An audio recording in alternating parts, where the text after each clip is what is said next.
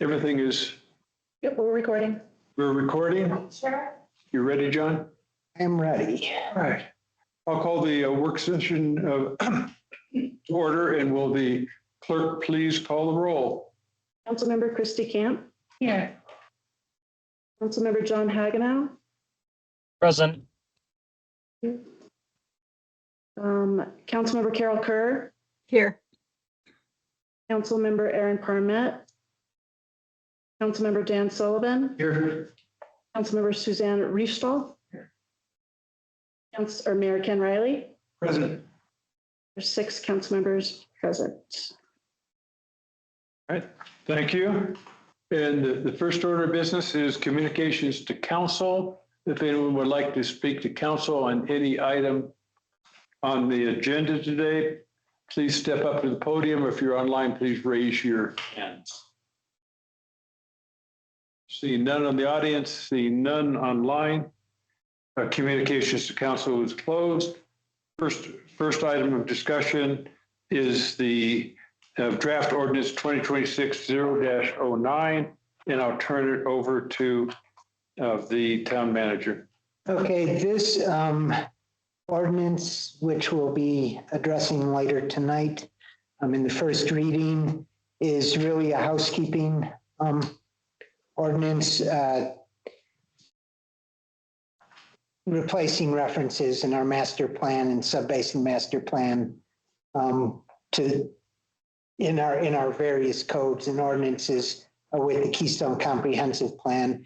And I will pass this on to our town attorney, Jennifer Madsen, to give you a more detailed explanation of what this does. So I don't know that I have all that much more detail, really. So the land use code references the comprehensive plan, the master plan, and the Snake River Basin plan for criteria when an application comes before you. One of the criteria could be, is this consistent with those plans? Well, because the town has already adopted its own comprehensive plan, in order for the criteria to then bring in the town's comprehensive plan rather than Summit County's planning documents, we need to amend the land use code so that it references the town's comprehensive plan. Any questions by council?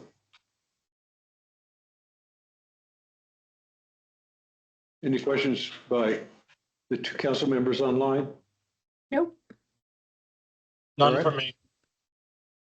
All right, then the next item then is the draft resolution regarding setting the facility use fee for the town in the town facilities. I'll turn that over to the town manager. And I'd like, as we go through this with the clerk, with 2 folks online, could you please let me know when either of them raises their hand and wants to speak? Absolutely. Okay, so town, since we entered into a lease purchase agreement for the current town hall building, has taken over responsibilities for managing the use of the town council chambers.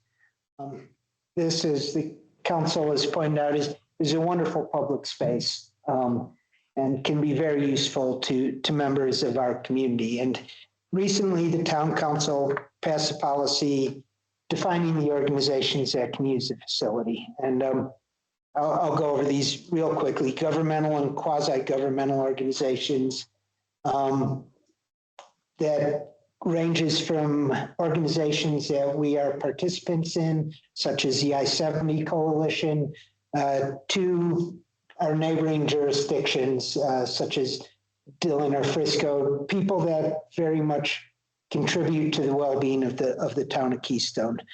That's class 1 on groups that are allowed to use the facility. Class 2 are local community organizations.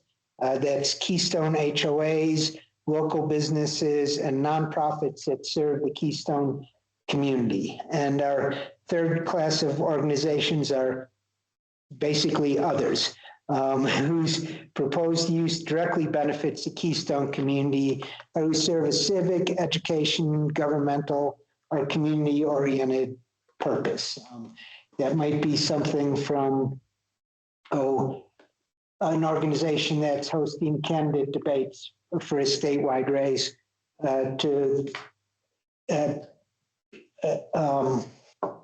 school district, they're another governmental, but there's all sorts of political parties, issues like that.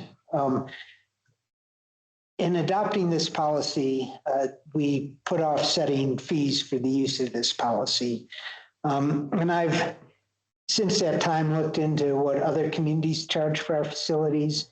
And I didn't even bother putting a chart together because some of these communities have incredibly wide range of facilities, from so I think I mentioned the ski hill buildings in Frisco to their council chamber rooms. Generally, for something like this, although none of them have chambers as nice as us, they charge $50 an hour, and most of the other communities have maxed out at your rent for the day. We're charging you $150.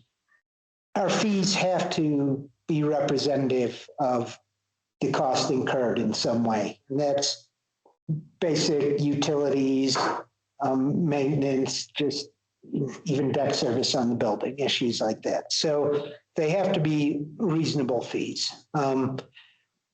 Staff is recommending that we allow governmental and the quasi-governmental organizations, Section 1, to use it without charging a fee. We had our council retreat in the town of Dillon, and they allowed us to use it. It's just a nice way to treat other governments. And we feel that the other two groups, Keystone specific organizations and other organizations that benefit Keystone, should probably be somewhere around the $50 an hour, $150 max. That's what we'll discuss in the work session here. We do feel, and incidentally, that staff has discussed, that will include use of the owl and the TVs. We're not going to provide the microphones and the camera because that would require too much staff time set up to teach, to do things like that with. We require organizations to reset the room to this formation and to clean up after themselves. We recommend that if they don't clean up, we charge $150 an hour in staff time for whatever it takes to reset the room or clean up the room. We really want to encourage those people to do it rather than staff. And I think I mentioned when we talked about use, we're planning on getting security gates, the accordion gates, to block off everything past the bathrooms and to block off the offices on that side. So there's not so much stress of having a staff member here at a late HOA meeting or something, or a weekend HOA meeting, to make sure that the building is safe. And I guess that's, how do you feel about those fees? Councilmember Sullivan. When I first read it, I just wanted to make sure that 150 was for like a whole day, Correct. multiple days. We don't. No, yeah, each day, daily max, and I should change that on the exhibit to say 150 max per day. Okay, and secondly the question I had was, I know if they wreck something, they put the credit card there, but insurance generally, somebody gets hurt, somebody, does our insurance kind of cover that kind of thing, or do we need to worry about that? That's a very good question. That's a very good question. I need to check into CIRSA, but I think generally CIRSA covers that. I know up in Grand Lake, CIRSA, we had the community house was for public use, and our insurance would cover that. We might want Who has insurance coverage of the building right now? We have coverage and Keystone So, yes, there's the coverage on. of our use of our things we do, so. Councilmember Hagenau has his hand up. John, Thank you, Ken. And thank you, John, for the presentation. I love the kind of approach and mindset here. One thing that I was thinking about, and I don't have it fully baked out, but I would love to see if the HOAs that are specific to Keystone could have like one meeting for free every year, thinking their annual meetings, to try to incentivize them to use this facility instead of out of town facilities and drive that sense of community that we're really striving for here. yeah, John, speaking from a guy with extensive experience on the HOA side, we would have this place used this summer, would have been used almost all the HOA meetings if we'd had this in place earlier. They're using, largely the external places they're using is the Dillon Town Hall. And as soon as this facility is available, they're going to come to us automatically. Everyone wants to be here, but they've already committed to Dillon. Is there So a they fee for fall- Dylan? Yeah, they've already committed to Dillon Town Hall. They basically have signed the agreement and paid the upfront cost. The question that just came through was what is the cost that Councilmember had now mentioned? For an HOA to use facility? Yes, was that right, Councilmember had now?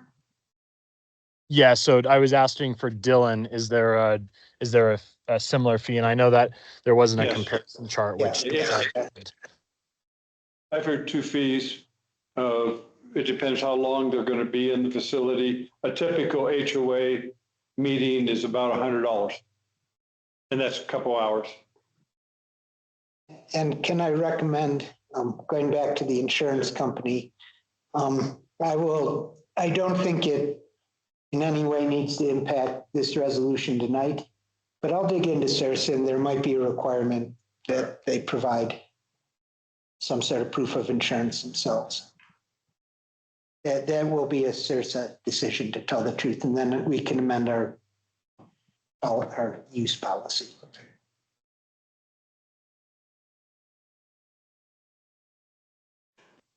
Right? Any other questions?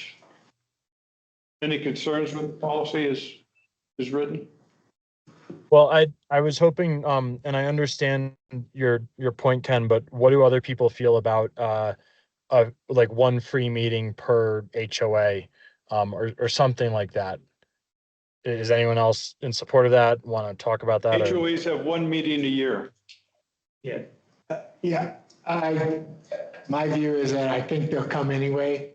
And Okay. so I think it's for our costs, it's a nice building for Yeah. $50 or $100. Yeah. Okay, Or even 150. perfect. That works for me. Thank you. Okay, so I'll I'll make, give you an example, John. Because I knew this was coming, my HOA did not make a reservation in the town of Dillon and signed up for this building, sight and knowing there's a fee cost and sight unseen.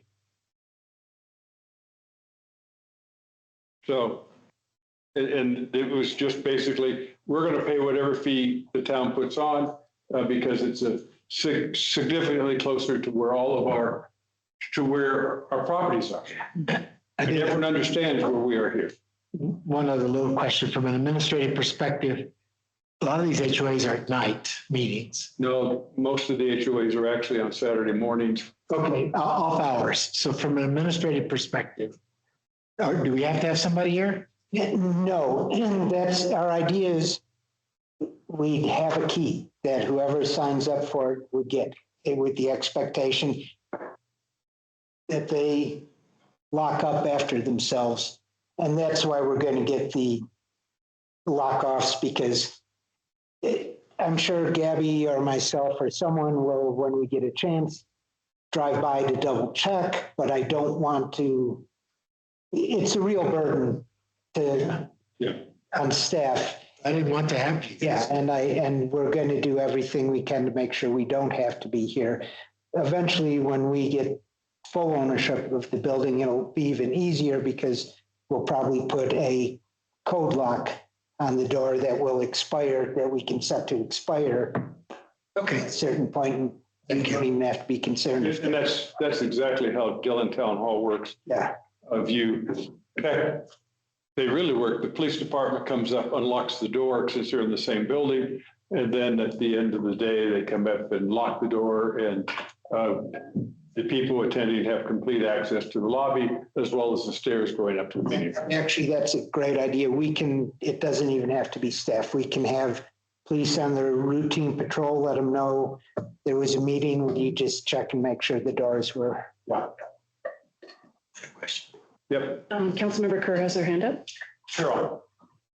Hi, I do think the most significant part is the critical resource to conserve is staff time. I think we should not underestimate the fact that this, even the easiest use, will involve some staff time, even if it's just explaining how to use the system in there. I think $50 an hour for a 1-hour HOA meeting is a wonderful offer. They have easy access, parking, a big room, access to our AV equipment, bathrooms. It's $50 an hour is reasonable. Yeah, the typical HOA meeting's gonna run 2 to 3 hours. That's their call. I've never seen one run an hour. So, It's up to them, though. yeah. So, any other concerns? All right. Next, anything else from you on this, John? Oh, nope. Next one is the resolution of 2020, authorizing participant loans under our 407B deferred comp plan in the town. I'll turn it over to the town manager. I'm going to let our finance director, Heike Fox, who's online, explain exactly what our situation currently is and what we're asking council to do. Heike? All right, can you guys hear me? Yes. Awesome. So currently with our CRA,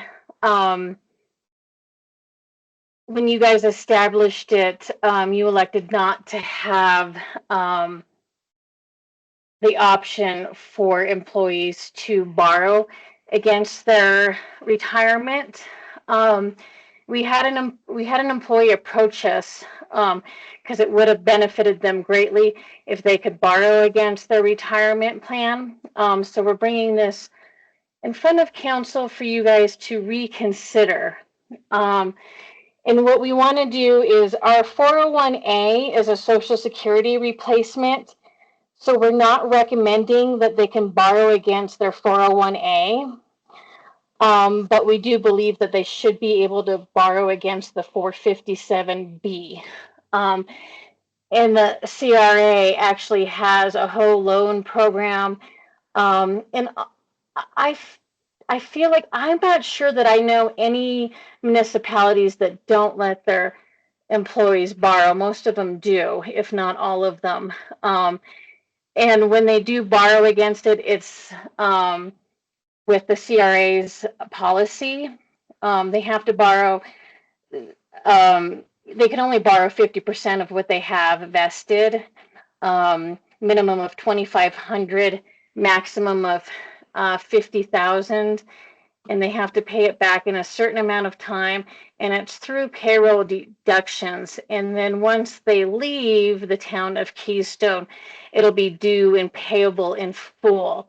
And so what happens in that circumstance, when people do leave, they generally will just pay the penalty and pay it off. And so those are the big highlights.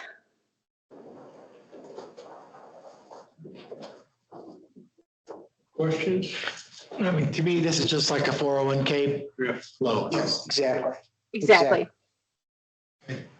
Councilmember Kerr. Carol? I think there are a lot of guardrails that CRA has built into this, so I'm very, very comfortable. But I do want to ask maybe the mayor if you can recall. I can't recall the decision. I believe it was recommended that we not do it at that time. Do you know why? I don't believe we ever had a discussion on it. It just wasn't Okay. in the standard package that came forward. You were there. Yeah, we didn't. We never talked about it. There wasn't a Okay, that's why I don't decision not to. remember.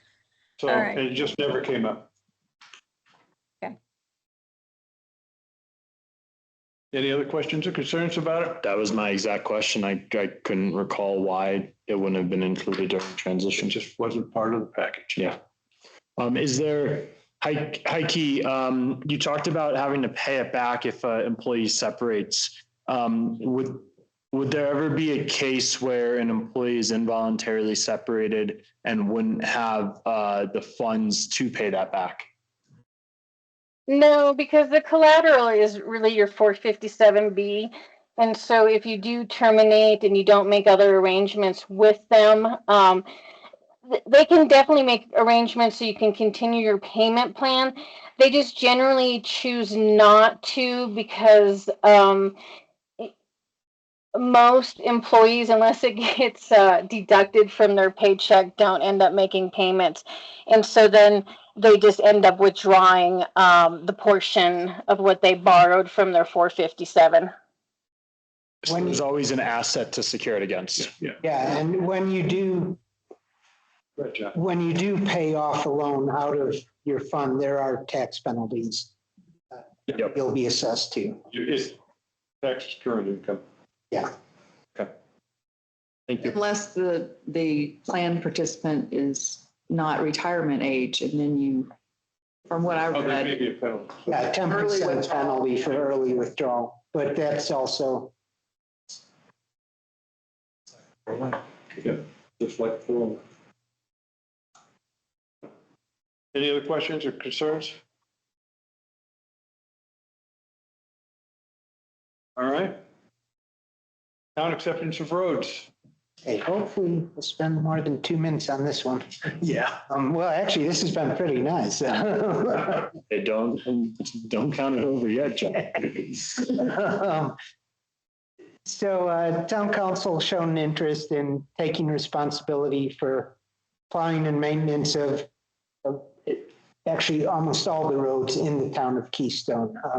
This has been discussed numerous times at town council meetings, and even before there was a town, achieving a level of equity. For those of you who are unaware, the town of Keystone was developed in two kind of distinct phases in the way the county reacted to it.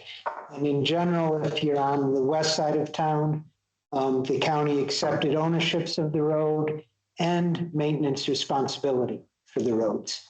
That's snow plowing and repair, rebuild, everything to do with it.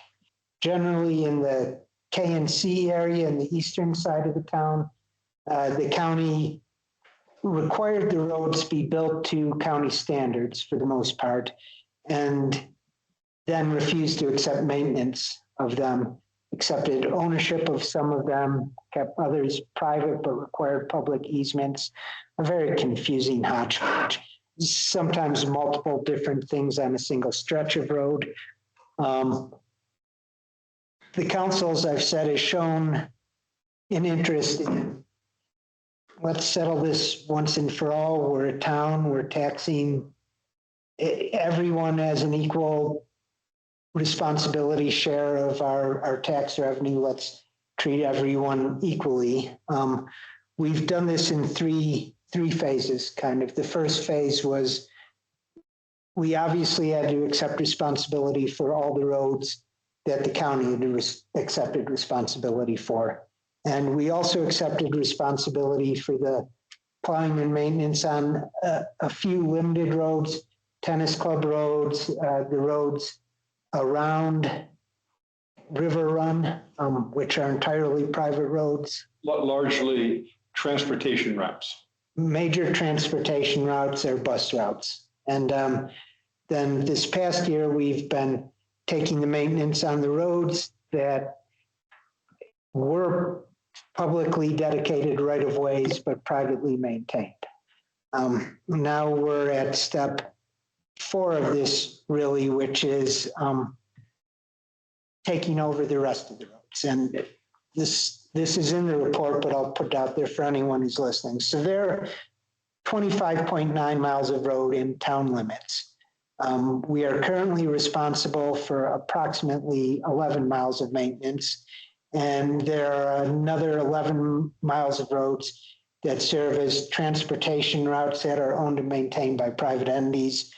And then there are what they call an additional 4 miles of roads, which are really just parking lots. So if we go through with this, we're talking about doubling the inventory of town roads.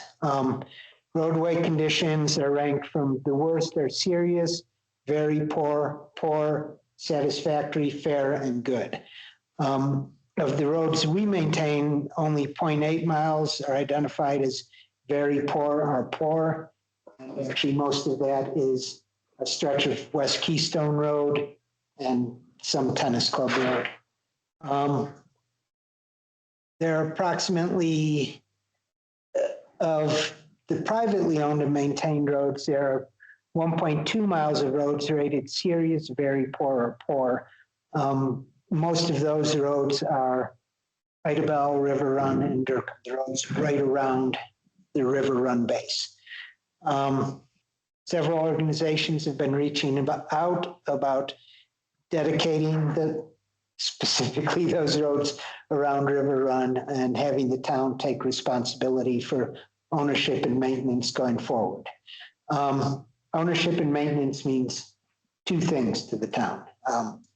Snow plowing, we currently pay our budgeted $168,000 for snow plowing our 11 miles of roads. Part of that budget includes our contract with Keystone, which has some maintenance, summertime maintenance issues in it.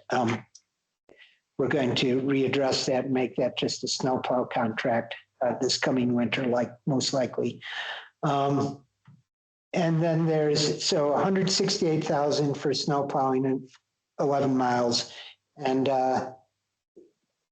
approximately, I anticipate I'll be bringing a much more detailed plan, but say $250,000 to $300,000 a year for those roads in standard maintenance to maintain them at good or very good, or fair or good condition.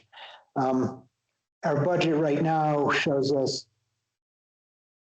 our big concern is getting the roads that were in poor condition back up, and that should end this year, early next year at the worst, and then it's a matter of ongoing maintenance. So if we bring in an additional 11 miles of roads, double our roads, we can anticipate that both those costs will approximately double. So we're talking between snow plowing and basic road maintenance, somewhere around $800,000 to $900,000 a year. It will cost compared to the $350,000 to $400,000 we're paying right now. That's kind of worst case scenario. That's keeping our roads in a spectacular condition, and that's not seeing any savings from hiring someone to plow twice as many miles as cheaper per mile.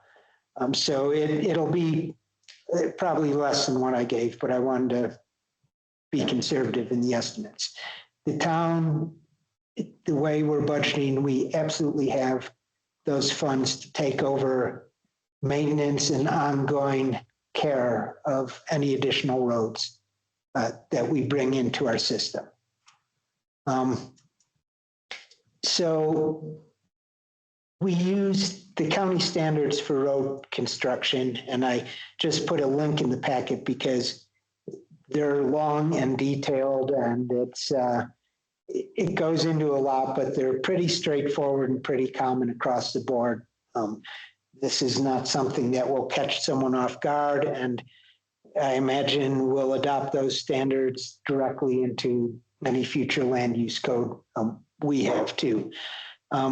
So if the council is interested in continuing forward and taking in these last steps, it'll be first the owners of the road will need to reach out to us. And we'll reach out to them and let them know about this, but they need to say, we would like to dedicate the right of way and maintenance responsibilities to the town. That will come in front of the council. And I think we should move forward with at least 3 criteria. One, that the road be constructed to standards as laid out in Chapter 5. Now, this is one we might want to consider because, for instance, most of Keystone Ranch's roads were not built to these standards. So if we made that hard and fast, that would eliminate like the adoption of Keystone Ranch roads. Not that they're interested in or haven't shown any interest in us in dedicating those roads to us anyways. The road should be in good condition and good, the category defined good is verified by the town's engineer. And the acceptance, this is kind of a catch-all, the acceptance of the roads must be in the best interest of the town as determined by the town council. And showing equity to all our citizens is the council's expressed that as a best interest of the town type of excuse.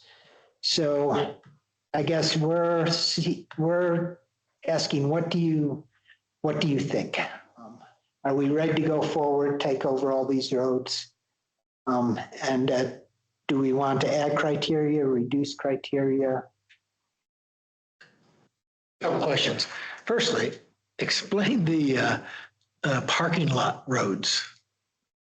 I don't know what that 4 mile. Some of these condominiums. I can give you an example. When you go down Decatur Hill to Lakeside Village and you turn right, that road that runs through there and runs all the way up to the lodge is really a parking lot. The HOAs are using that for parking on both sides, and it just happens to have a path coming through. Easement grant. And we're not looking at any of that. I mean, someone can come up, I feel anyone should be able to ask, but those are an issue, and I don't know if they'd really want to ask, because the problem with parking lot roads is when we plow, we're doing 1 pass down and 1 pass back. That means we will have windrows of snow. And if we do it in a parking lot, that means every single car will be blocked in by our. And the other piece, if it's a town right away, Anyone can park. parking requirements means that they can't park in the parking spots that they are currently using. Yeah, anyone could park there. Second question is the ranch. How many miles is that? I don't know. This 11 that we're looking I don't know. About 5. Oh, 5. So half of it. Pretty big. I remember looking at that during the incorporation process, Yeah. which is why the assumption was, given the narrow nature of the ranch roads, that probably was something the town would never take over because they don't come anywhere close to any standard. Well, and that was the next question. What's the standard deviation? Not standard deviation, but the deviation from the standards that we would normally accept for the ranch roads.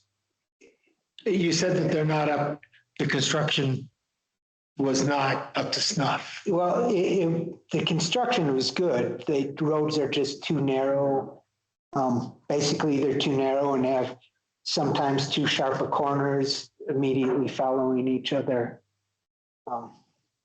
So what, I'm unclear. It sounds like your recommendation is that we accept them as they are, though. No. Okay. He's laying out a process that we would go through to consider acceptance. But that's a part of the 11 more miles Yes. that we would Yes. actually accept. And it might be, if it might be in their best interest to literally build their roads to standards and then say, will you accept these?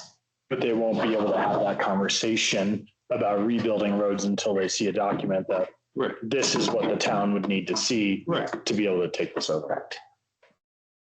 But I just, those roads do not meet the standards in the Summit County land use. Correct. Okay, and that's a requirement to take. Well, Well, it's, we're debating whether We that. always waive.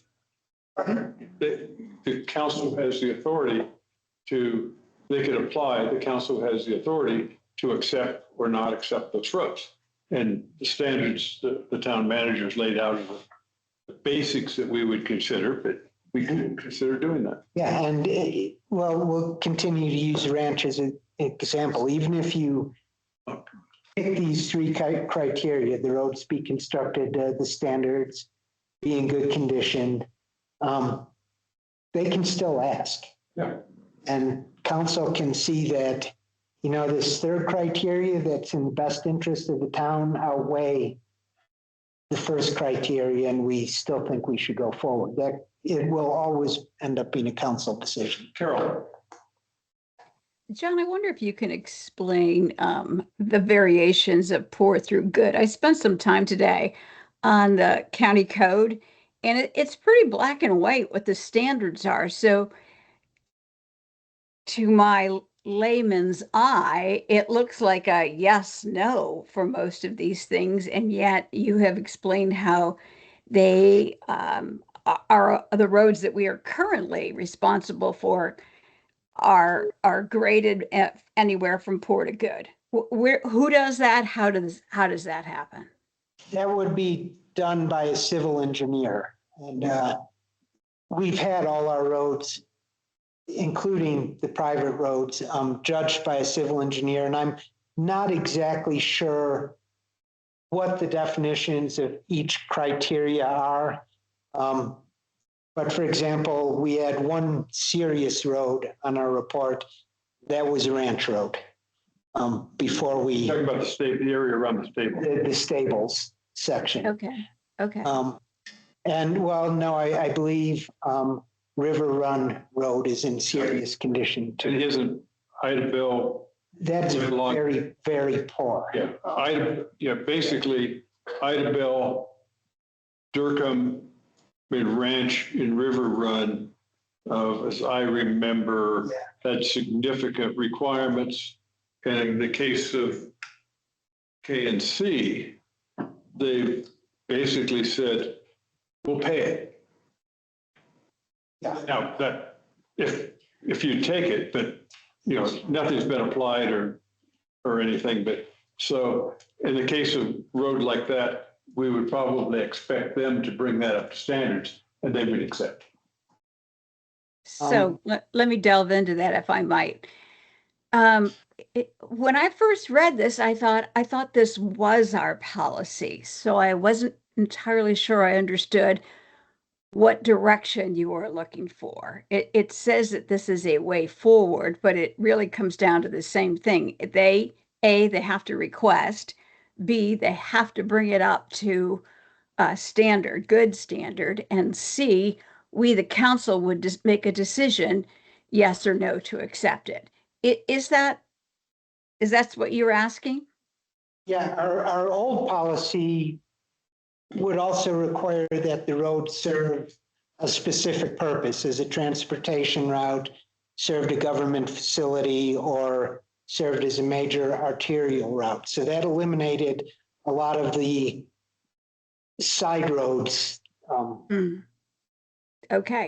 from consideration. So now everything is in consideration. Correct. Well, that was important because we were trying to phase it. But Yes. but the second thing I see in your staff report is the suggestion that we could accept a road and get a payment from whoever's currently maintaining it. Yes? That is an option I think you might want to consider rather than, well, and I'll go to the River Run roads, which I don't think. Yeah, tell the us town- why that's a good idea.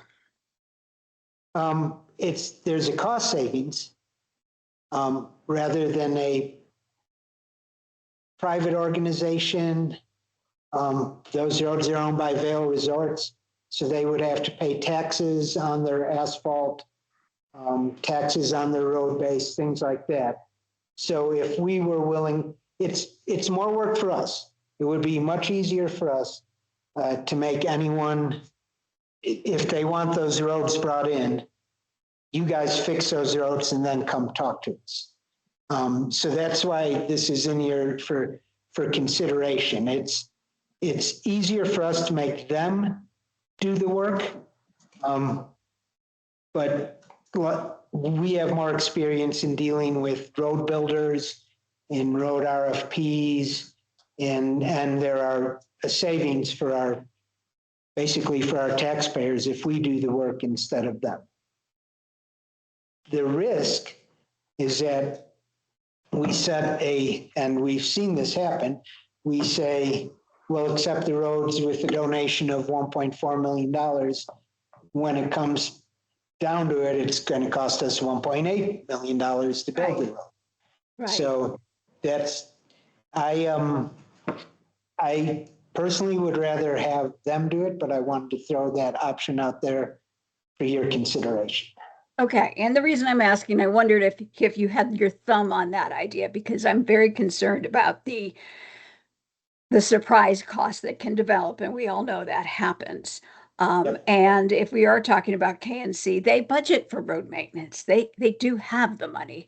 So, and finally, it's not a taxpayer saving if we do it and just accept their money. I don't see that. The road will be cheaper. Or the original Across the private board. owner. Yeah, who are taxpayers. Nah. But question on that. Thank you, Ken. Carol, I completely agree with where your mind is, and I know, John, you briefly looked at me when you were talking about the cost, and like that is still started in my mind, right, from the $700,000 sidewalk.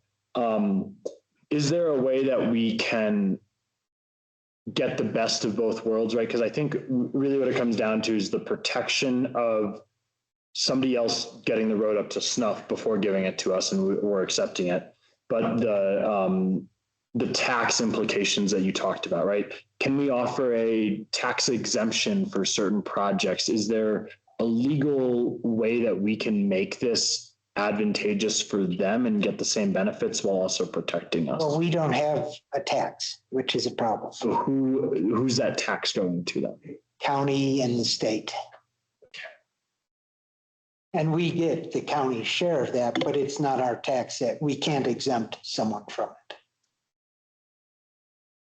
So if we get the tax from it, like I'm trying to find a way that we can insulate ourselves from it. It would have taken so much staff time to follow that money trail and get the money back to them. I think, like I said, my preference would be that we make them bring the roads up before we. Okay. Where does our liability hit? So I know that as a town and versus a county, there's different levels of liability and responsibility, right? So if we have a road that's in need of repair and we knowingly don't repair it, right, we could be liable.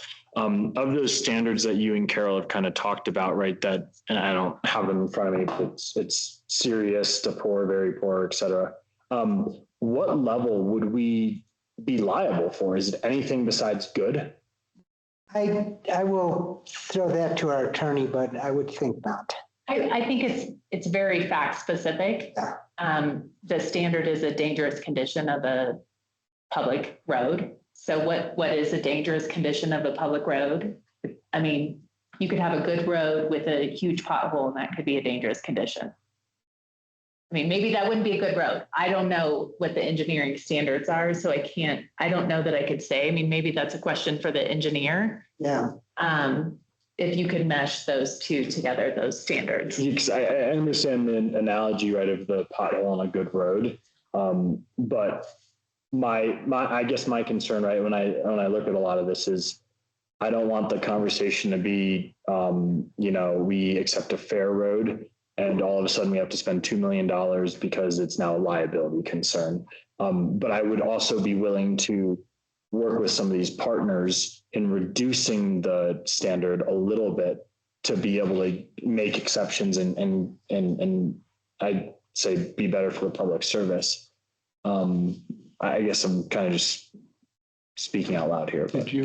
Well, one of the things that you could do too in your policy is you could require maybe some escrow for a period of time, 3 years or 5 years for repairs that come up after the town takes the road. And then you return the money if you don't need those repairs. And are you talking about accepting sub-good rated roads? I'm just saying that could be part of your policy is that, and maybe that's tied to the standard. You could tie it to if it's a lower than good standard, then you require some financial security. My kind of last comment I'll say is I know staff was looking for guidance. I really like the way that you laid out the 3 criteria being brought up to standard, the good condition and the town council approval. And that's obviously a synopsis of that, but I really appreciate those protections is what I'm seeing. Because at the end of the day, I think our goal, right, 2 years down the road, 3 years, whatever it is to adopt a majority of these roads that people would like to cede over to us, right? That's what our goal is as a town, right? Public service. But we need to do it in a fiscally responsible way. And I appreciate that. Christie. Thank you. I'm just wondering if there is a time frame that we have allotted for if we were to say you have time to fix the roads and then we could accept them, if there's a time frame for that. The reason is because then it leads to the liability of, looking further and further down the road for those repairs to happen if we don't accept as is and put, an escrow account. So I think those are 2 different methods that it would all be about the timing. So I'm just seeing if there are any timeframes given. Well, I think especially if we require the roads to be, if we're not dealing with the reconstruction of the roads ourselves, it's basically an instantaneous situation. And this policy would need to exist going out in case annexation, new road developments, the criteria would follow dedication of roads in new developments. But yeah, so I guess I don't quite get.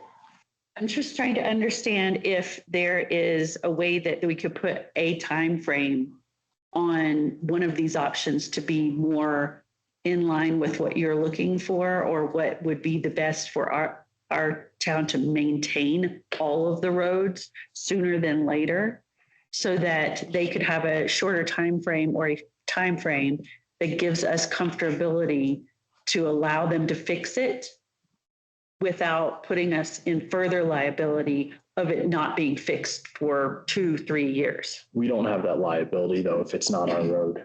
Yeah. Correct me if I'm wrong. Yeah. So we just don't accept it unless it's fixed. Oh, I see. The liability difference is when the county, and we ran into this with some other roads, but really 30-second background. If the county had a road that they were responsible for, and I know I'm not probably going to use the legal. So there's not a rush. Yeah, then. the county didn't have to do anything. They're not legally liable. The town is a different entity and we are liable. I guess I'm just looking at the end goal of when we all have the roads and we're content with the good and very good standards of the roads. So I guess I was looking for a way to move forward, but yeah, and there's once we take it, then it's our obligation to keep it in right. Okay. non-dangerous condition. A non-dangerous condition is our obligation. I think in reality, our obligation is to keep our roads in good condition, at least, because we're a nice community here and we have the budget where we're going to be able to make our annual investments in chip sealing, crack seal, mill and repave where necessary. We can afford to do that. We can't afford, as Councilmember Hagenow said, to all of a sudden have unexpected $2 million repair bills. I guess you're looking for thoughts. I think most people would want to have the town eventually take over these responsibilities. So the idea of us taking on the responsibility of getting it up to snuff, I'd much rather go with your idea of they have to get it up to our standards before we would accept. And I think they would want to do that anyway. So there's a real carrot on the end. So I don't think the town should take that risk. Now, and this is a one-time investment they would have to make regardless, one way or another at some point. And if they do it under this, then that's the last they have to worry about, these roads. Carol. I think this is clear value to anyone who's currently maintaining a road. And it is a heavy hit for us because of the long-term maintenance that we'll pick up. I think it's kind of important that we do draw the line and make it clear. It has always been my understanding that the staff has been giving this guidance to anyone that you have to bring it up to code first or to good first. If this helps you clarify that, then there may be those who are hesitating to go ahead and do this action because they think that our long-term interest might lead us to accept that before that's in a good condition. I think we need to make it clear that that's their obligation. They accepted it up front, and we're willing to accept the long-term maintenance if they were to do that. The issue the town manager, I think, is trying to address is that we, in fact, do not today have a policy for acceptance of new roads. Let's And make, so, we've talked about it so much, it feels like a policy. If we have to formalize it, then this is the right way. Formalize. This is the way to go. Yeah. So, any other questions or comments? Well, the idea of accepting a road is the highest good, is that right? Very good. Very good, but accepting potentially good, but then asking for some sort of fund. Oh, no, fair and good. Good is the highest level. Would we accept fair? Aye. I think fair would be acceptable if we maybe established an escrow program like a bond program. I just wanted, that was an outstanding issue. I just wanted to put it back to the council. Fair roads are still pretty good condition roads. But maybe at that point, if it's not rated good by our engineer, if it's only rated fair, it will require, and we'll come up with a legitimate cost per mile to bond. Do we want to do that? It's taking another risk. I feel like we've covered it, but I'm just throwing it back out. I think there are a lot of roads out there that are in fair condition that, yeah, it's hard to say.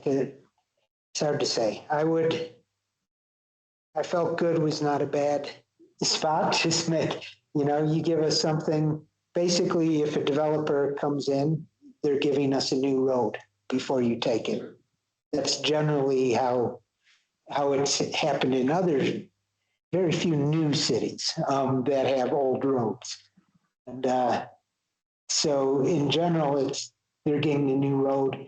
You give us a new road and we'll take care of it for you for eternity. The question really is, are we going to accept fair? And if we do, how do we cover ourselves? Or do we want to just make it really simple? They got to be good. And the corollary to that is, why would we be willing to accept fair? The question is, what's the projection of what's required to bring it up to good? And how much confidence do we have in that? Well, that's where our engineer comes in. It gives us the estimate. And And when would that maintenance really be required to bring it up to good? Where potentially the escrow piece. And I imagine bringing a fair to good means doing some minimal crack sealing and maybe a chip and seal. That they Do you- could do first before we Yes. accept. Of the 11 miles that we're looking at, how many are fair?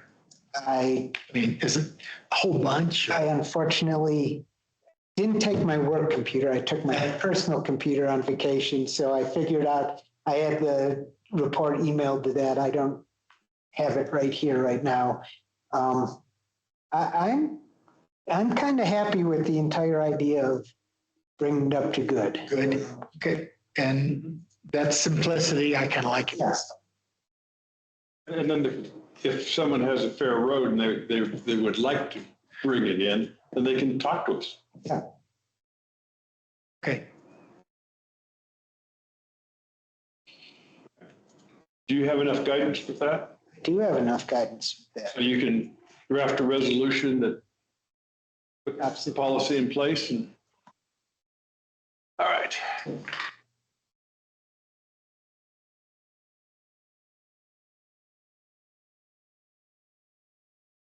Next item is land use code update to town manager. Okay, so I'm going to turn this over to our community development director and our town attorney, but I want to stress very importantly here, this is we finished the comp plan. Since we incorporated, we've understood that the land use plan comes next after the comp plan.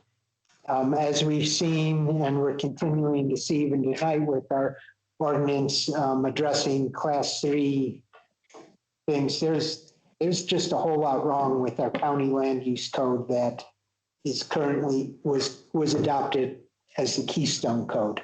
And it's time we start looking forward to how we're going to address our land use code in our very, very complicated town with all of our PUDs. And I'll throw this off to Drew Nelson, our community development director, to kind of lead us through this discussion a little bit here.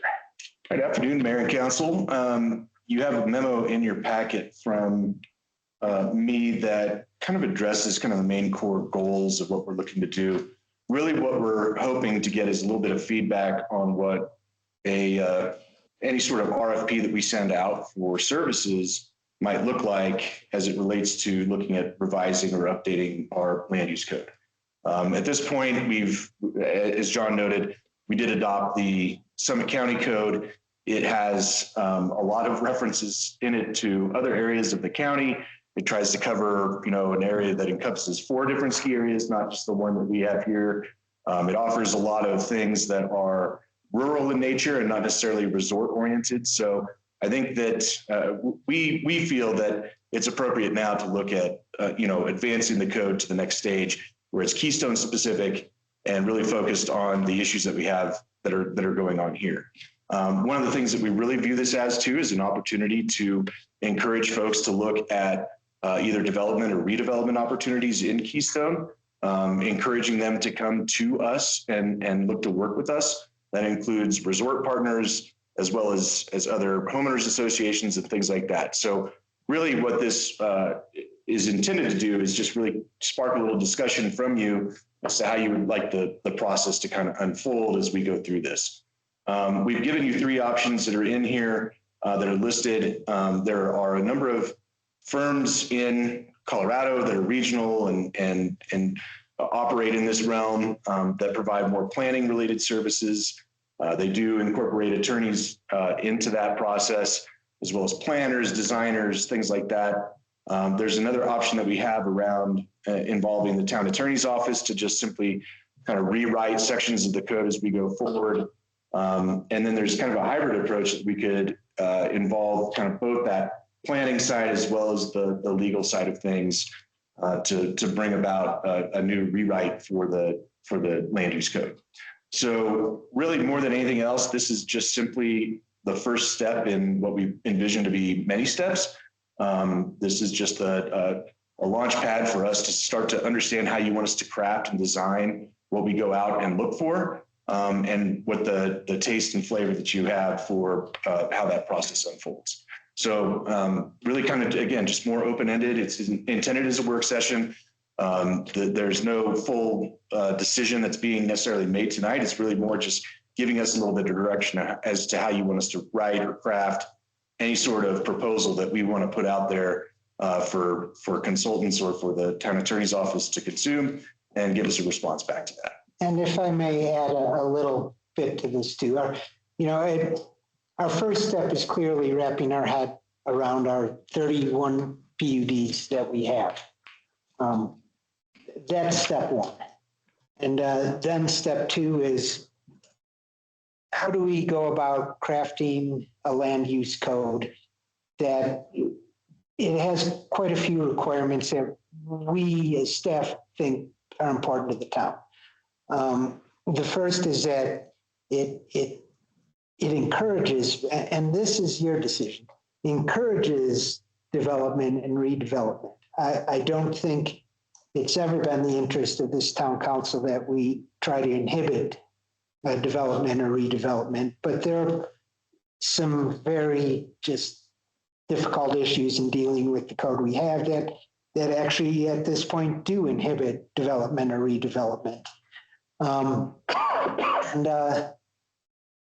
And it's important that the code be usable and accessible to developers, to builders, to people like that. If, as a lawyer, when I read our current code, it's confusing.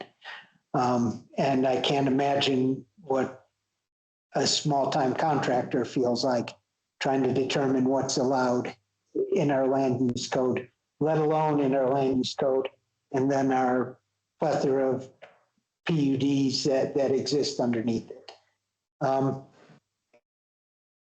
No matter what in this process going forward, our current attorneys are going to play a key and crucial role.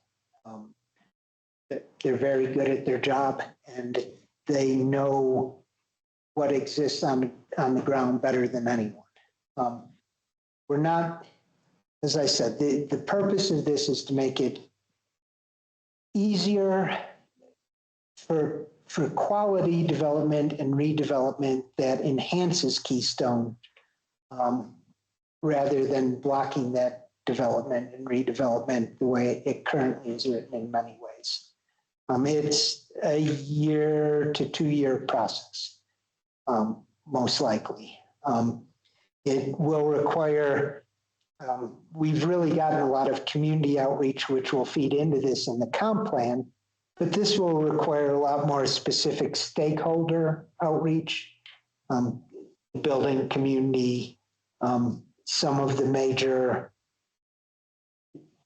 the resort, for example, who have a big interest in, they have big property interest. It only makes sense to bring those stakeholders in and get their feedback as we're trying to produce this. This is a code for the town, not for the town government, if that makes sense. This is not us trying to flex our police power muscle. This is us trying to do what we promised in incorporation, which is enhance the services above and beyond what the county has previously offered to us. Is there a way that we could, as you take the first step is understanding what we have, the PUDs and all that stuff. Is there a way that we could, and we have one area in town specifically that's asked for of an updated code relatively quickly, and that's Loveland Pass Village with the 65-ish homes in Loveland Pass. Is there a way that we could do both, address start getting our arms around the whole issue of what we have, where there's commonality in that, as we look at how to handle those PUDs and what kind of zoning and overlays we want to put on that. Well, specifically addressing the specific issue that's driving the Loveland Pass Village community. And I think this is actually my answer to this is perfect. Loveland Pass Village is a perfect example of why this needs to be redone. There's problems in Loveland Pass Village just in the basic, what people consider the basic land use requirements. Setbacks, lot sizes, coverage on the lot, snow storage, issues like that. In Loveland Pass Village, we can absolutely go forward, I feel, and make changes and corrections, especially since it's a straight up standard zoning district as it exists. We'd have to go through the processes required to do zoning changes. They would still be hung up in the administrative problems in the land use code. We wouldn't make those specific changes yet, because we want those to be uniform across all the zoning districts that we have in the town. But we can address the big problems in Loveland Pass Village as we're going through this process for the rest of the community. Questions, comments? Carol? That's Carol. Mike, you're blocking her hand. Carol. Oh, thank you. Yeah, before we get into the details, a few fundamentals. The staff report suggested 150 to 200 for the firm, option one. I didn't see a cost associated with using an attorney-led approach, which would be approach number two. And then the third one, where we would hire somebody to, I don't know how you said that, with a lead consultant. Did you have an idea of A, the cost for each of the options, and B, the timeline for each of them? So I was fortunate enough to be part of a land use code rewrite for the city of Salida before I moved through a couple of other jobs to get here. And that land use code rewrite was $300,000. It involved kind of a hybrid approach that we're talking about now.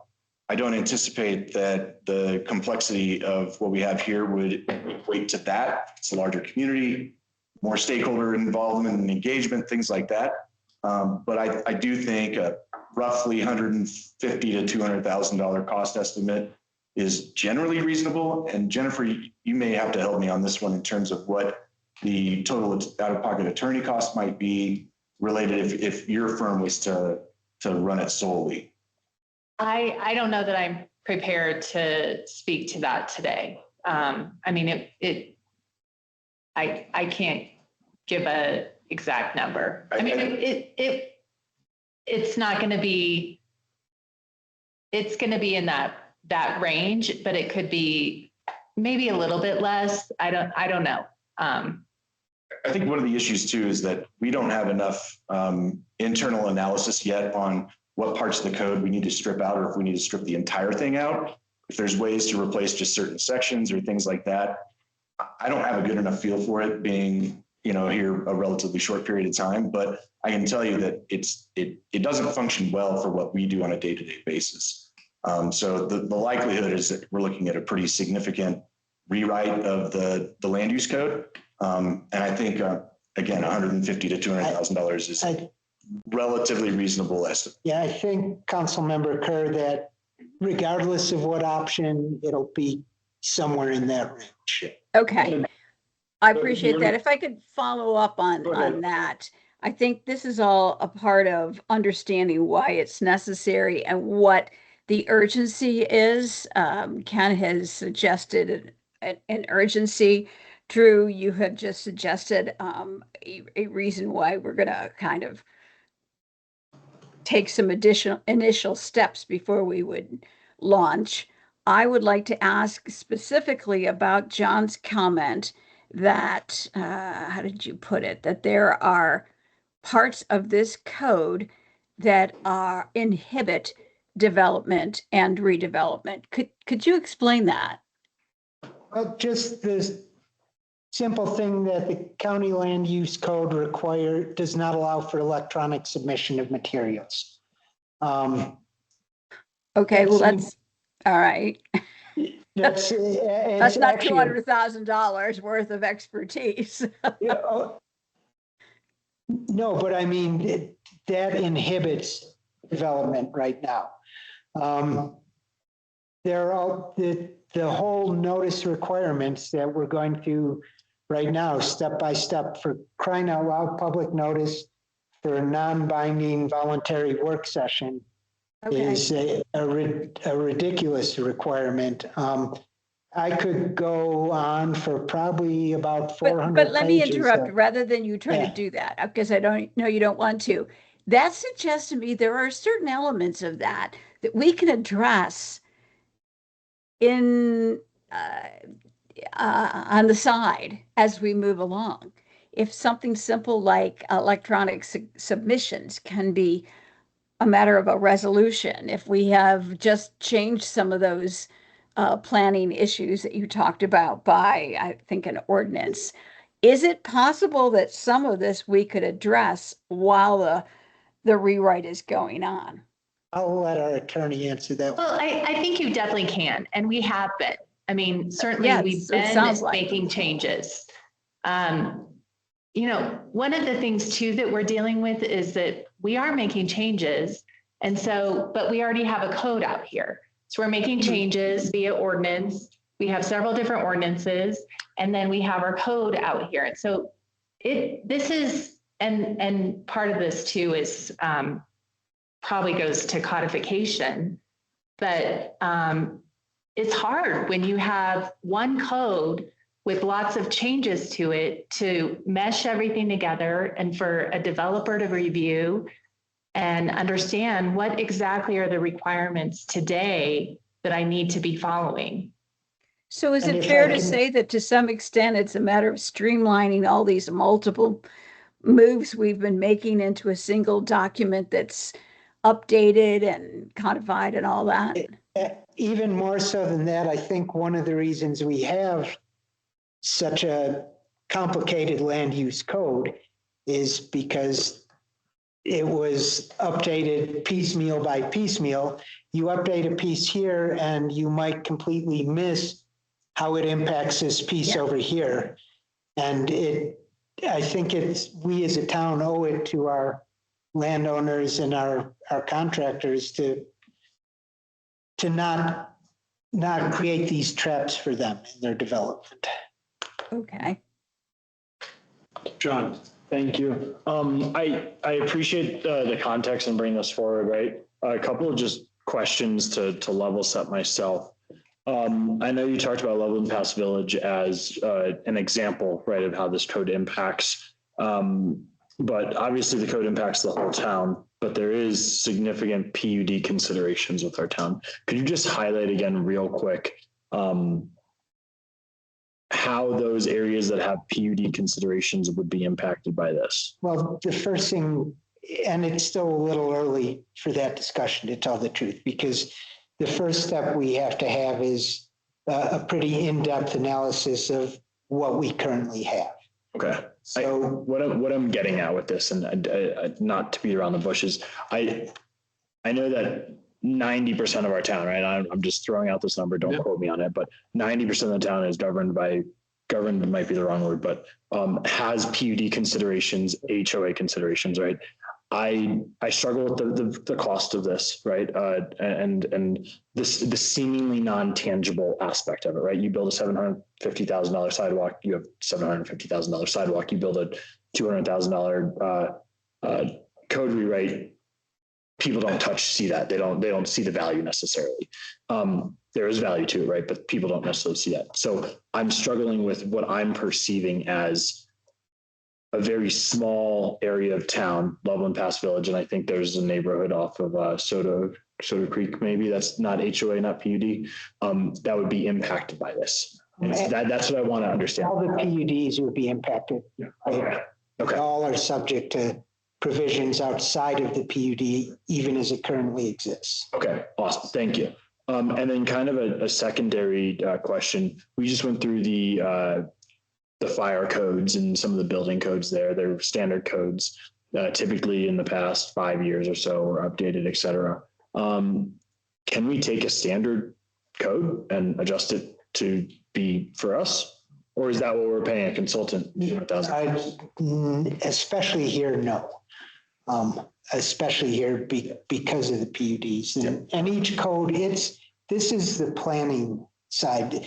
Building, you can be pretty standard. If your temperature gets this low, you need to have 2x6 walls and this level of insulation, regardless of where in the country you are. But this one, this is the land use code takes our comp plan and makes it more of a reality. So it is specific to our comp plan. Yeah, but help me understand how that's right. Our comp plan talks about residential nodes, talks about commercial spaces, that kind of stuff, right? This is probably just my naiveness, right? But if it's a business area, isn't there like a standard kind of approach to business? Isn't there a standard approach to residential areas? I think there are components that you could take from other codes. I mean, you've got your code will have a definition section in it. Sure. Those definitions could be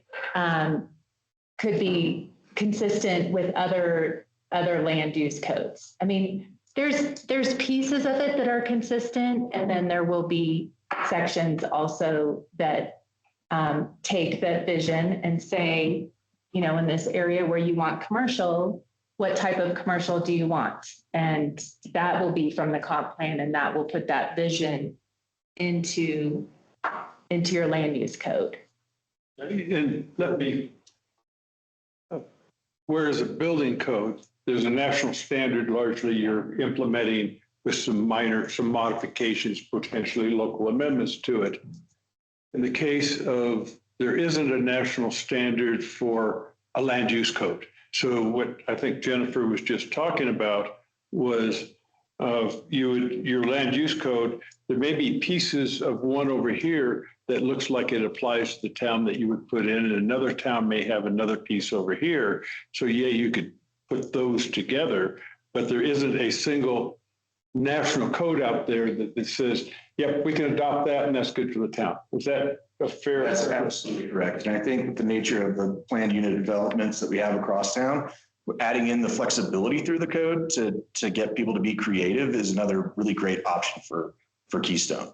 Right now, you know, we're kind of dictated by what was created for Summit County, but not necessarily focused on our own community. So I think it's a different standard in terms. I think the mayor's absolutely correct. Building codes are more prescriptive, and this can be something that adds in flexibility so that people can be creative around what land development looks like. Why don't you give an example? So an example would be like a mixed use development, right? So let's just say you have ground floor retail, office space, whatever it might be with residential above, right? We can build a code that encourages that if we so choose, but that comes through that public feedback process. Whereas the building code may restrict the ability for some of those buildings to be constructed based on the materials that they use or things like that. Does that answer your question? What would an encouragement look like? Encouragement could look like density bonuses or building height allowances or other things, depending on what comes along with it. So you get a community benefit, you get to go 3 feet taller. There's so many options that are out there. The amount of flexibility that you have when crafting this is tremendous. But at the same time, we still want to be mindful about what the comprehensive plan says, what the community has given us feedback, and what you all see as kind of the future and vibrancy of the community.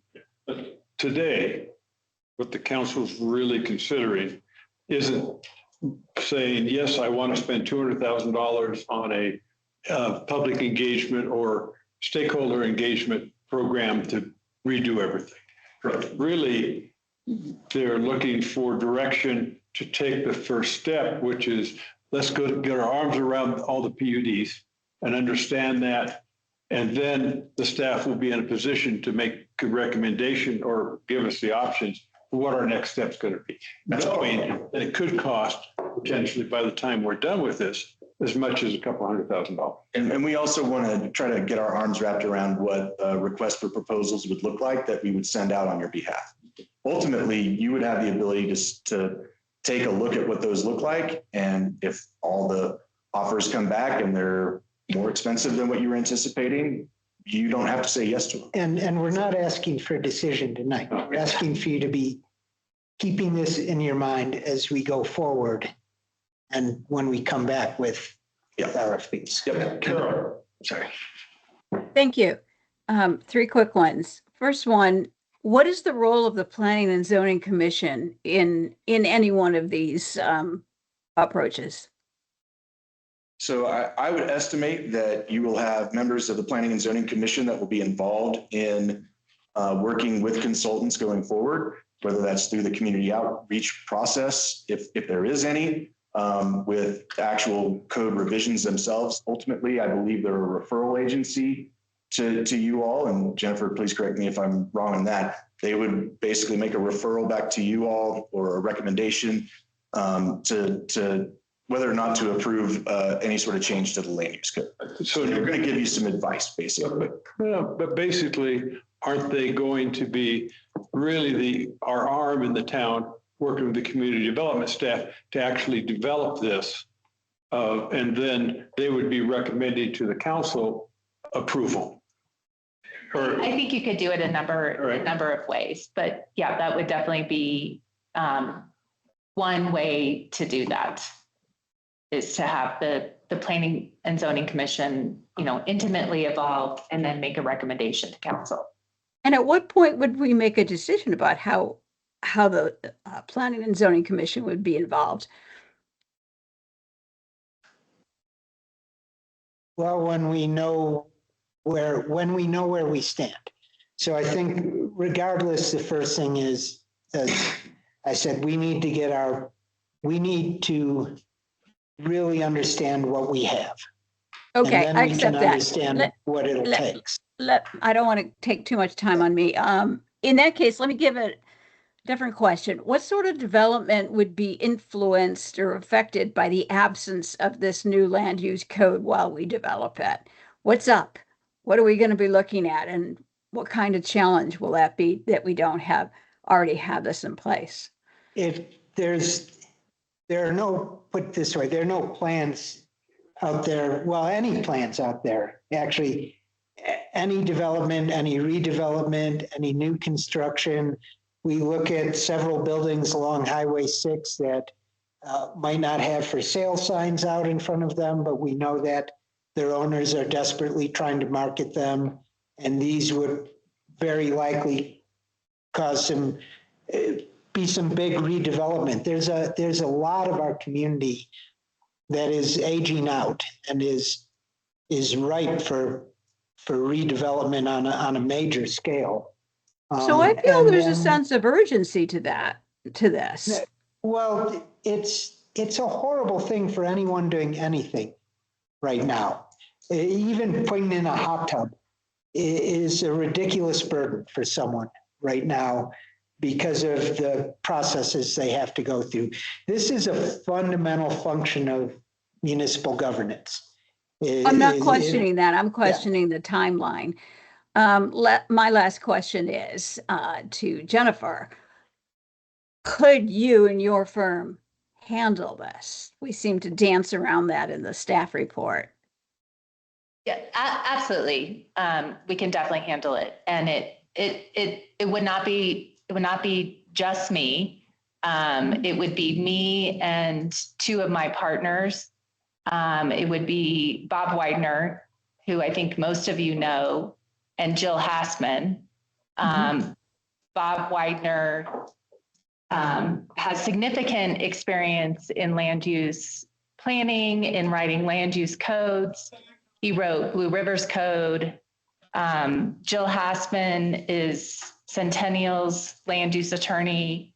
She's also contracted with Fort Collins for rewrite of their code. So we could do this. Could we do this in 3 months? No. But we could Can do you do it it. in less than 2 years? Yes, we could do it in less than 2 years. And Do we need an RFP to go to our attorney of record?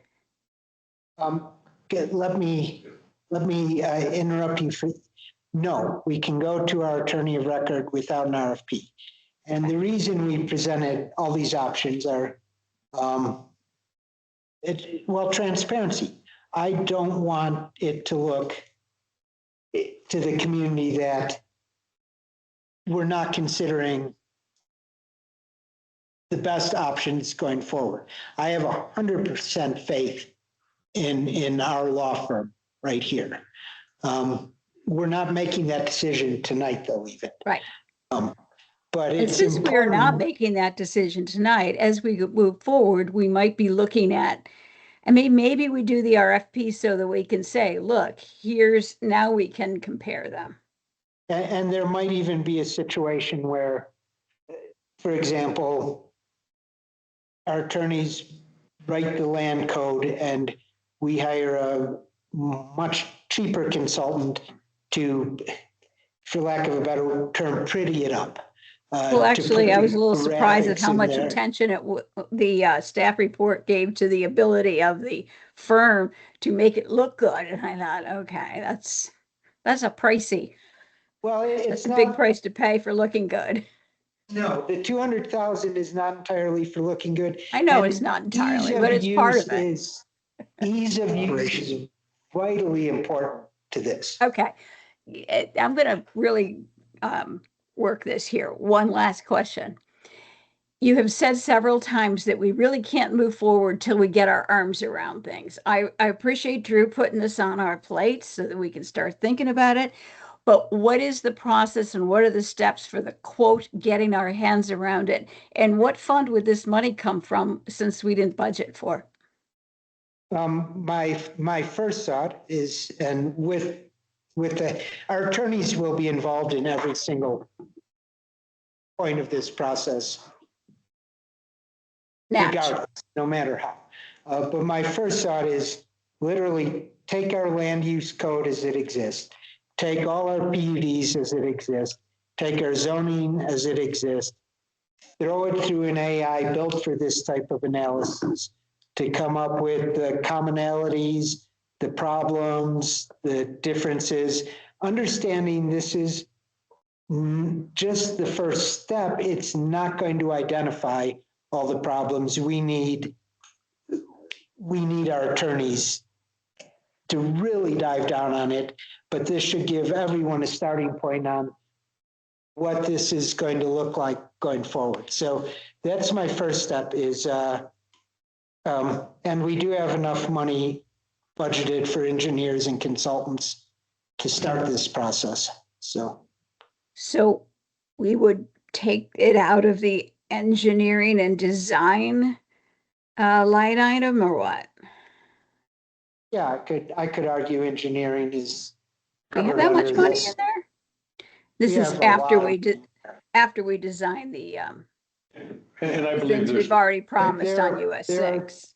This is something we can afford to do. Not only is it something we can afford to do, there's areas in the budget where it can 100% be justified. And it's something we, like I said, we need to do. It is a fundamental function of a municipality. And we are a development-oriented municipality. That just can't be denied. And it's time that we recognize that in our code and make it accessible to development. and as I gather, you're not asking us to sign up for a $200,000 consultant piece. Now, you're really looking at saying you want to go forward, you want to use some of the consultant dollars you have, and I think you do have some consultant dollars in the planning department. We didn't use them last year. They're back there this year. To use some of those dollars to do the analysis of everything, which then gives you a baseline to figure out and be able to make a real recommendation to council about what's the best way to go forward.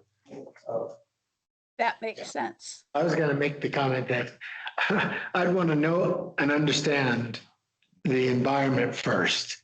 Then that will feed, the way we approach it, whether it's we feel comfortable with a law firm by themselves, a law firm with some consulting. I think that I'd want to know all the basic information first. Yeah, and really this is, though, the purpose of this, well, first of all, it gets you looking at what this can possibly encompass, which is a very large project, okay? And it's the number one priority in the comp plan. So it's time we did more than just allude to it in meetings, but actually got the ball rolling on this. And it's important that the stakeholders in the community, the builders, the developers, the property owners, understand that this is a process that is now moving forward, and we'll need their voices in this. This is a legislative action. It's your decision, but it really should be made with as much information as possible, not only from our analysis, but from our. What's the ask tonight? Just go forward with starting the process. I think we've also gotten some direction just in this conversation. Yeah. So it'll help us kind of craft next steps. I believe that we can actually start working on something that looks like a request that may go out and get you some more answers about what things would actually cost or things. You really need an RFP, or can you, as the town manager really talked about, going out to, we need to understand what our baseline is and what the issues are. And the town manager, I think, outlined that. I'm not sure we need a large RFP to do that. As the town manager indicated, there may be products out there that can be used to do it. And it's certainly not in the $100,000 range. It's much, much less. I'm sure I would guess. I would guess 10 to 15,000, Yeah. probably max for something. Like I'm running it through, hiring an AI consultant to run it through. AI consultants, yeah. Lots of those new ones out there. There are actually some, and I specifically have my eye on one company that's being used by Vail right now. Town of Vail. Town of Vail, the town of Vail. Okay. My one last comment is I would love to see as much cost savings. And I think Carol was getting to this through her line of questions, but I don't want to put words in her mouth. I would love to see as much cost savings as possible in this and being able to divert the funds to more tangible. I think you misunderstand how tangible this is. I don't think I do. I would say 90% of our communications that we as a town staff deal with are land use interactions. I think this is a big nexus of the town and the community. Interactions or negatives? Interactions. And most of them are, it's difficult. It's difficult. I don't think you can underestimate the importance of a good land use development code on a community. And I think I think we as a town are always focused on making sure we get the best possible product at the most reasonable price. And if it's not reasonably priced, then we might have to adjust our expectations on what the product will be. But I don't think this is a place where you necessarily want to lowball something and end up with a land use code that's marginally better than what we currently have. And you will have that code for a long time. Yeah. This is the basis of forever. Yeah. Carol, two final points. I have enormous faith in our attorney and her partners and the fact that she really knows us. And I mean, if we have to, we might have to, but I'm reticent about the idea of bringing in contractors who will be starting from square one. Secondly, I don't think we understand enough of what you've referred to as this need to get our arms around it. So I would hope that you will come back to us with your interim steps to get your hands around it so that we can better understand what we're going to be looking at when we decide between these options. Well, there's the one interim step, and that's understand what we currently have. That's and what I'm how it- referring to. And how Right. it interacts with everything. Yeah. Yeah, so are you thinking other, of yeah. moving out on this AI option soon? Immediately, yeah. Okay. Yeah. Okay. And then they would come back to the council after that information is there and then be able to come forward with some recommendations on how the town should proceed. Am I correct? Correct. And I think we will all feel a little more comfortable about it then. Thank you. Are you willing to tell us the AI product you're looking at? Can't remember Town its AI? name. No, it's the town of Vale hired 3 separate AIs and integrated them into one working mesh. And my next step will be to sit down with the person who integrated them at CML probably next week. Okay. Do Discuss you the need guidance situation.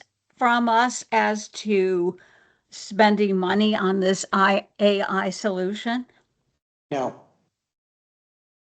No, this is something that needs to be done and is budgeted for and well within the Or it's spending not limits. budgeted for? You're saying there's money we could use, but you don't need any staff guidance as to, I would argue that the consultant support that the community development department has was for just this type of thing. okay, that's not what came up before. So that's legitimate. That makes sense. Thank you. That Yep. we're not being asked to really make decisions. I think this staff was attempting to come in and alert us to this and give us an idea that, hey, this could be expensive. There are different approaches we can take, and they don't have a preferred way at this point until they get their arms around it. Correct. And mainly it's this is starting. Yeah. This is something we need to move forward on. And I'll go back to a comment I made at the beginning on Loveland Pass Village. Is there a way that we can start looking at since the situation there we know is dire? A way we can start looking at that separately? Does it make sense to look at it separately now, bring the community involved into that and see what makes sense so we can hopefully get away from this. Every change requires a deviation from an approval for a deviation from a. Yes, as I said, it'll still leave the administrative nightmare for any changes, but we can very much simplify. We can get rid of the requirements for variances constantly level Pass Village. And my concern is that we kind of promised that community that we were going to be doing this after the comp plan was done. But it's come into us, so this allows us to continue that look. And by the way, if you believe that there isn't a lot of benefit to doing that, I'm open to that as well. So I think there is. It's going to have to be addressed. Built environment differently than everything else. Anyways, it's unique. It's a unique classic zoning as opposed to the PUDs that are everywhere else. So it's something that's been addressed by every community in the country. Any other questions or comments for staff? You have what you need? Yes. All right. Next item is a building code update. So just wanted to provide you all with a quick update. The Summit County Board of County Commissioners did discuss this particular item today at their meeting. As you all are aware, we are currently under an IGA with Summit County for them to administer building codes that are identical essentially to theirs. During their meeting today, they did address the building code updates that we discussed at our last meeting. Those building code updates were approved by the Board of County Commissioners, which did include a renewable energy mitigation program. What we have suggested in our staff memo to you is that we will be working in the interim 2 weeks between now and your next meeting to remove those rent provisions from any sort of building code update. Part of the rationale behind that is that it doesn't have a basically a fee component to it to where people could purchase out of. And there's also concerns about just kind of overall energy consumption and things like that. So our suggestion is to remove that rent provision from the building code update. Beyond that, there's some other small tweaks that we'll be making between now and then to kind of clean up some of the provisions. It was noted that there's still a few references to Summit County that are in the amendments that we had proposed for you all at the last meeting. So really just, again, kind of going through the fine tooth comb and cleaning some of those things up. But again, just wanted to provide that update with a little more color on what happened today. If you take no action on this, those codes will still come into effect. And so that's why staff believes that it's important to get these things on the books. So there may be there may be some slight differentiation between ourselves and what Summit County has, but those things are going to be more tailored towards the town of Keystone. And if I can kind of step back a little bit and explain exactly why we're doing this. No matter what we do, for the next month at least, we are subject to the Summit County building codes. That's our MOU.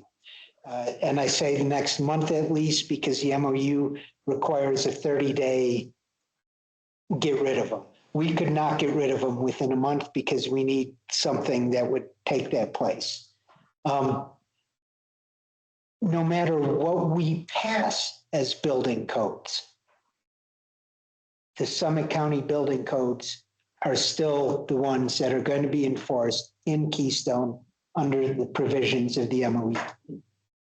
So what we are recommending, and the reason it's important for us to adopt these codes is because if at some point in the future we choose to go away from this MOU, then we would need our own town building codes. We would not be applying the county building codes the way they are now. If we wait till some point in the future to adopt codes, we will be forced to adopt the state of Colorado, what is the exact term?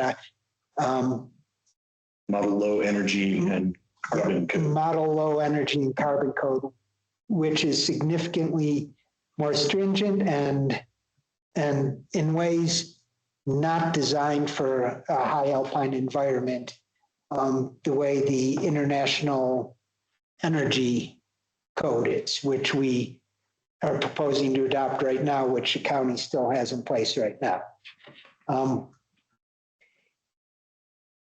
If we take REMP out, which we're recommending we do, it's still applicable under the MOU. However, if we go away, then it's not applicable. We really can't bring it back.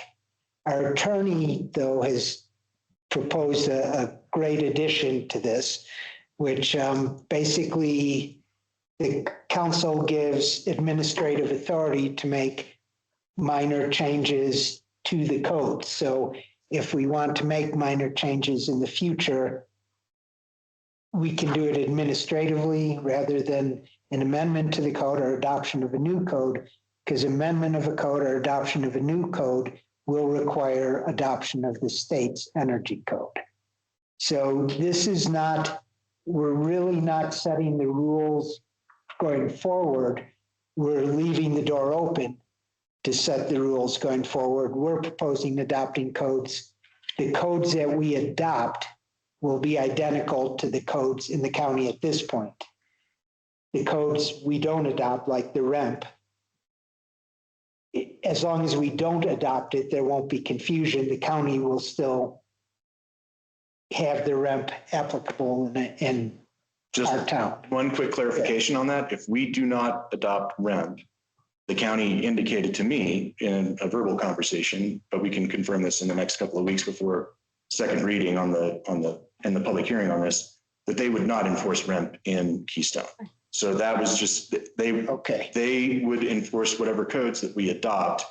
I'll believe that when I see it. I understand the concern, but I think that also opens the door to renegotiation of the MOU if we need to get to that point. But just getting some clarity, we can get some more clarity from them. The chief building official will be here at the meeting, so he can provide you more information around that as well. But in my conversations with him, he indicated that he was going to enforce whatever we adopt, and if that included the removal of REMP, that would be what would be in effect here in Keystone.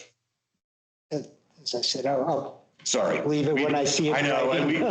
John and I haven't had a chance to catch up on this yet since he was out last week. So. And is that the only change? Because I know we talked about other things like sprinklers. That's the only one we're proposing right now. But if the county's willing to readdress the MOU in this way, then that opens all sorts of doors. But Earlier, we thought that we were going to have to do something on the sprinkler code because it came from the fire department.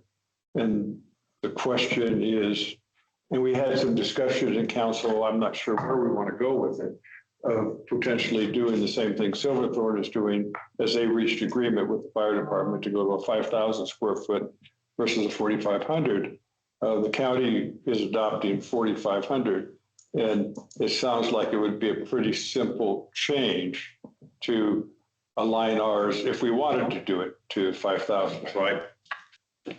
as I said, we'll when we have a new MOU that calls for that, I would be comfortable saying that we can do those changes. But if we elected to do, or if you want to put it, we could do that just like we're doing REMP right now. But then at that point, though, what it causes is confusion among builders and such. So that's what I'm trying to avoid now. If we have the same code but different amendments, it's tough on the builders.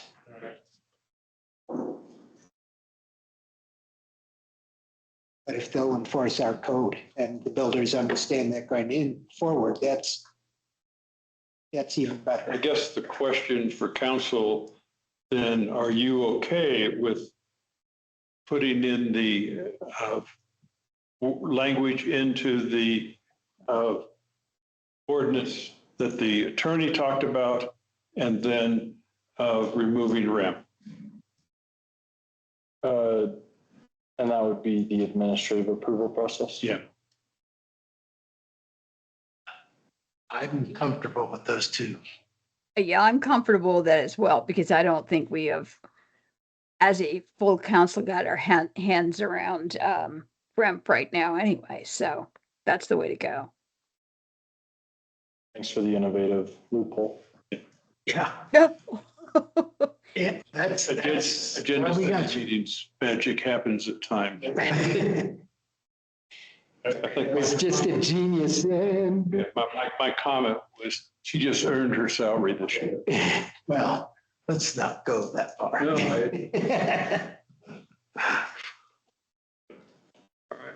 So I think we have marching orders. your marching orders, and I would ask the attorney to work with the staff to make sure that whatever changes are made properly, so that as we consider second reading, whether we have to do an amendment or it's just incorporated in that it's legally proper. yeah, we'll ask the attorney to this up for us. All right, anything else on building code update? All right, RTAP update. Okay, and Jessica Hertzberg, who has just a little bit of knowledge about the RTAP, will be giving this presentation. I have to run out and get my power cord. This is yours too. So the Rural Technical Assistance Program, or RTAP, was a planning program that the town participated in to May of last year. I was involved as a student before my role here. And in our last council meeting, council asked for staff to prepare an update on the progress that's been made to what the result of this planning process was, which is the community action plan. And this plan has specific goals and actions with implementation steps for the town to take to work towards these goals that were really determined by community members who participated in the workshop, in steering committee meetings, and through stakeholder engagement. And so I put together a scoring mechanism just to get a pretty clear idea of where things are and put some numbers on things. But I've also offered some discussion on why those values were chosen and what I think the progress overall is. I would say that my assessment on where we are at is we are in a good place in pursuing this plan, especially as it predated the comprehensive plan. And so many of the goals and actions align with what went straight into the comprehensive plan and we know is also the future of the town. And I'd also like to highlight that many of these actions started with the formation of the Trails and Open Space Advisory Board, the Business Advisory Board, and the Volunteer Marketing Committee, who would then uptake many of these steps to complete the plan. And while we've done all of that, we have, step one created is forming the people who will take the lead on completing the remainder of the goals and actions. I'd be happy to answer any questions or provide any clarification on things you'd like to hear more about or other elements of this update. Just a simple one. One of the things that, you heard it earlier in the meetings today, we worry about budgets. And yeah, I guess I didn't see an awful lot about, we're going to be developing a budget and do the cost and then how do you pay for it and all that kind of thing. At the end, do you think this is going to be, well, for this project, it's kind of like the marketing. We did have one and we did have budgets for that. And then you heard discussion last time that, we're kind of worried about some of those budgets. Can we afford it? And some of the others, I didn't quite see in the process where we do that. And then the other thing, like I was talking to somebody and they said, oh gosh, that's great. We're doing that. We might want to buy a bench and donate it. Do you guys have a way that we can write that off?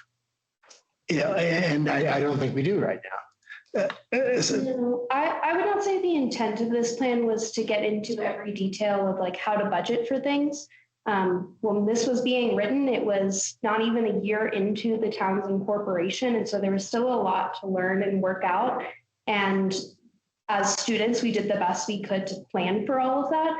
But there's only so much that can be feasible as time goes on, as the town grows.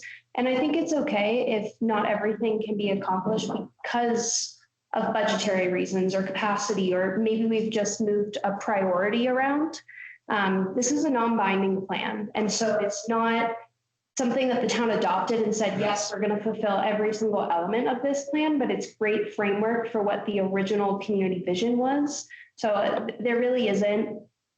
Well, like what we budgetary. What we saw in the marketing presentation a couple of weeks ago was that they did say, here's kind of some ballpark numbers that this to execute on this be kind of around here. And I, at some point we'll need that for these projects. Is my point. Yeah, I think that's. I believe, for instance, the Trails and Open Space Committee is going to, I think one of the tasks they have is developing a Trails and Open Space Master Plan, which will, I think you prioritize that after the wayfinding work that's being done right now.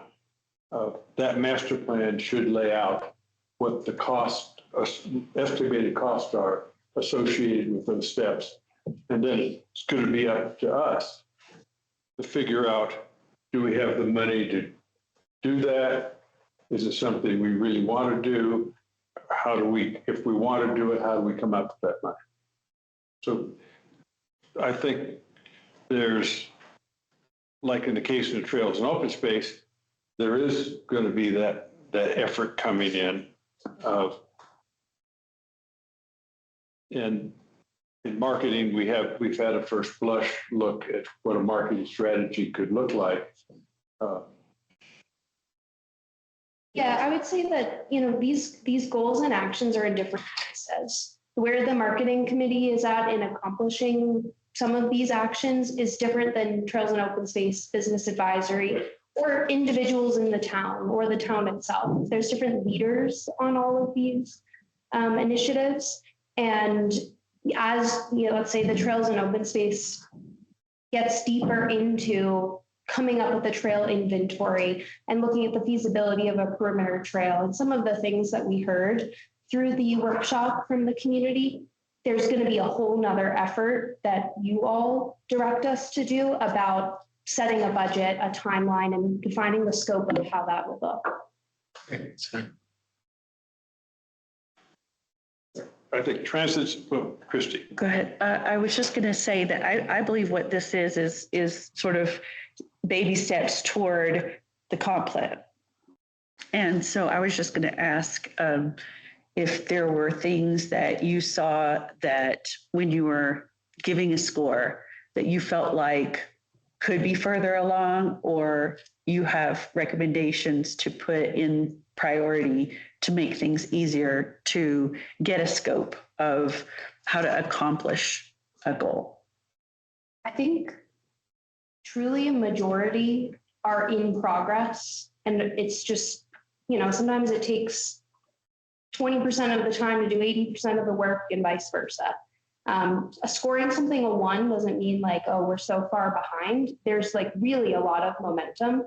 I think most of these, especially the Trails and Open Space and the marketing initiatives, are directly translating into either work that is directly going into the comprehensive plan or contributes to the intent of what was set in the comprehensive plan, and is also like, just because it doesn't look exactly the same as it was defined as a measure of success in this plan. I think if we build out a trail inventory and write a Trails and Open Space master plan, that is working towards the intent that we heard from the community. Thank you, but that's how I'm looking at it. So I'm just trying to ask if there's any progress that you feel like after looking, because it just feels like there's moving parts, and this is a good account of where we are. But if there were any, I don't know, it's almost like chutes and ladders. Like if there anything that is, looking like it's connected, because I can see the wayfinding connected with the Trails and Open Space, of course, and some stalling on some things that, like the walking tours needs the Trails and Open Space to go forward. So I guess I was just seeing if there was anything else that you gleaned from this overarching view. Yeah, I hear what you're saying, and it sounds like you're identifying that there are some dependencies in order to accomplish goals, and we have to first do this in order to do that. I think that's where we're at right now. It's hard to say, I don't have like a secret list of all the things that we're doing that I haven't told you yet. This is a really good representation of where we're at. I think that we're going to get to a point where all these pieces fall into place and we're just checking off boxes of things that we're accomplishing. And I see us in a really good place for being set up to do that soon. Okay, great. And I just wanted to also note that the outdoor industry is going to do a presentation in our town. It's COIL's Colorado Outdoor Industry Summit. It's Leadership Summit, and it's going to highlight our progress on this. So thank you for this report. And let me know if more is needed in a specific way for that presentation. It's very exciting. I mean, this is great stuff. I do want to point out, if any council member would like to attend the Colorado Outdoor Leadership Summit, we have been offered an opportunity, all the council members and staff have been offered an opportunity to attend at no cost. I've already registered. Yeah. So I can send a note. it's actually located here. So do you have that? Did the staff get a copy of that?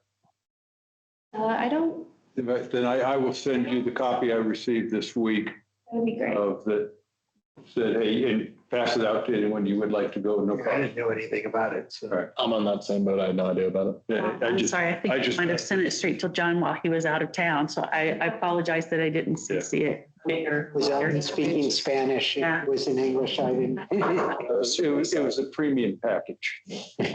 The capstone students doing the signage and wayfinding plan are also planning to present at foils. And they would do a walking tour on the rec path and community path of where their proposed signage would be. So they don't know yet if they're going to get this session, but we are going to be showcasing a lot of Keystone at that.